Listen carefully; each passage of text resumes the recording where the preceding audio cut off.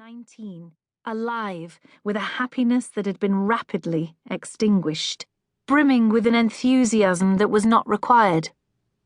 She remembered passing the North Lodge in the old landau on the very first day, the large carriage dipping and rolling as it turned the corner of the drive, and Rutherford had come into view, with its towers, mullioned windows, and barley twist chimneys looking so ravishingly pretty in the afternoon sunshine.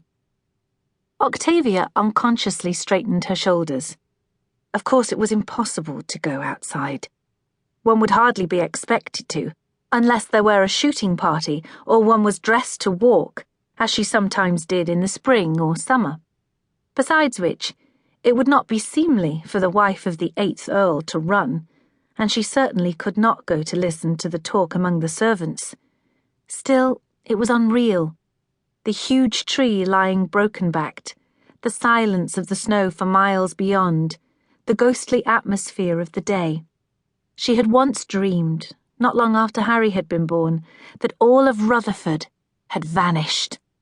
She had dreamed that the grounds had fluttered for a brief second and were suddenly gone.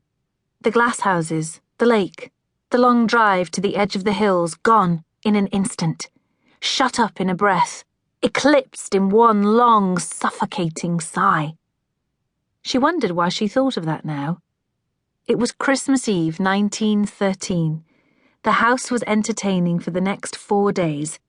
As the mistress of the house, she ought to be too busy for such fantasies.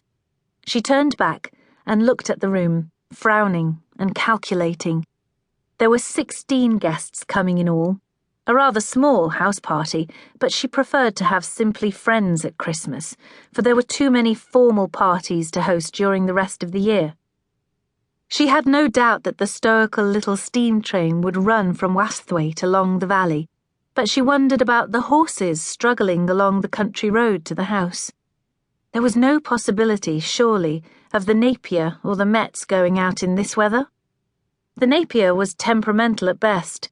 The wheels would slither down the incline to the gates, and as for the Mets, it had been a whim to occupy Harry, to distract the boy from his perpetual obsession with air flight. The Mets was a little green roadster, hardly capable of battling through snow. However, no doubt William would insist upon his Napier, for to the horror of the staff, he enjoyed driving it himself, and had an enormous fur driving coat, a box-like monument of a coat, that he would wrap himself in today. The drive would be cleared, the lane, the hill, 4 miles of snow. William would set the groundstaff to it. 4 miles.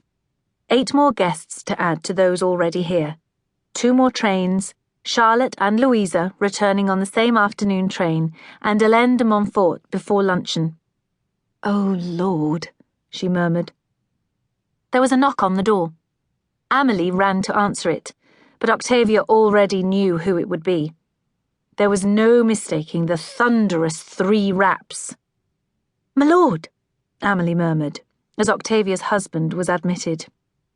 William Cavendish looked uncomfortable in the yellow and white upholstered sanctum that was Octavia's room, but then he always did. He walked stiffly over to her and gave his wife a small, dry kiss on the cheek. He smelled of shaving soap and, rather more distantly, of dog. His spaniel, Hegarty, slept in his room. William's suite was far more Spartan than hers, and Octavia rarely trespassed upon it. Painted blue with plain furnishings, it was startlingly male, with its hunting prints on the wall and the costly Landseer that he had told her was far too sentimental, but which he had bought all the same. Leaning towards her now, William seemed almost loath to bend. He was a tall, broad man. "Will you come to breakfast?" he asked.